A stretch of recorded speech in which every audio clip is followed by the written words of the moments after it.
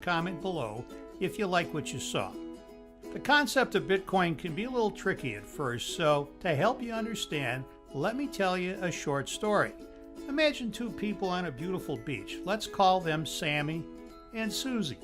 Sammy has one coconut and he wants to give it to Susie, who has 0 coconuts.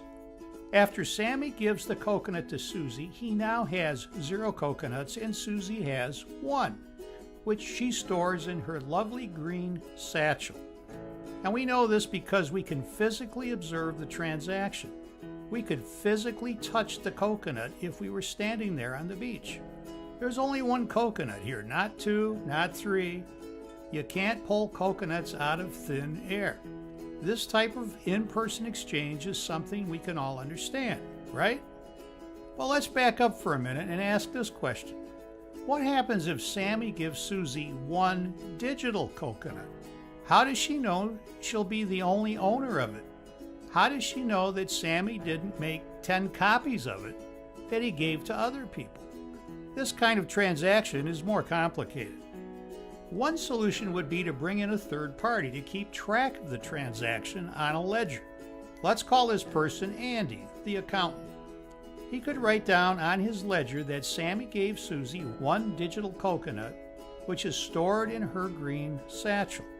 That way someone is keeping track.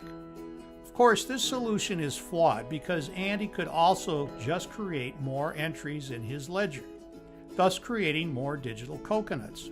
There's no trust in this scenario, so this solution doesn't work. But what if there were 10 accountants in charge of keeping track of this transaction? What if all 10 had copies of the exact same ledger? Now we're getting somewhere. But there's an even better solution.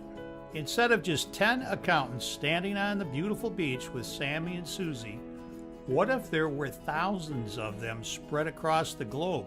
A huge network of people who all have a copy of the same ledger that keeps track of every digital coconut transaction. At a simplified level, that is exactly how Bitcoin works. Let me explain. The digital coconut in our example is a Bitcoin, and every Bitcoin is unique. The satchel that Susie used to store her digital coconut is called a wallet, and every wallet is unique. The accountants spread across the world are called miners. The common shared ledger that all the miners have copies of is called the blockchain, because the sequential transactions stored in it are called blocks. Blockchain is actually more than just a simple ledger, as it is the technology that enables Bitcoin to be transferred. It has a set of rules and regulations that all the miners must follow. Thus, it is governed by the peer network of miners. Another way to think of blockchain is like this.